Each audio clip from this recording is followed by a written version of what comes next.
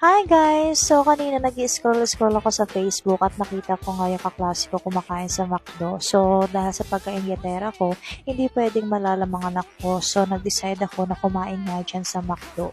At wala akong pakialam na kahit ang pinambayad ko dyan ay pambayad namin ng Meralco bill. Dahil sa kagaya kong Inglaterra at sosyalera, hindi pwedeng walang maipost at maipagmayabang sa social media. Abay, hindi pwedeng sila lang yung may maipost. Kailangan meron din akong may maipost, no? Ano sila? So, okay lang kahit hindi ko din binayaran yung tubig namin. At least, pati kuryente, hindi ko na rin binayaran, no? Kasi nga, para sa kagaya kong sosyalera at parang mamamatay or magkakasakit kapag hindi nakapag-post sa social media, mas pinipili ko na lang na waldasin yung perang pambayad sa mga bills. Kaya wapakel sa mga bills ko, ang importante, may maipost ako at may maipagmayabang. Pero iniisip ko after nyan, saan ako titira. Any suggestion nga dyan, guys?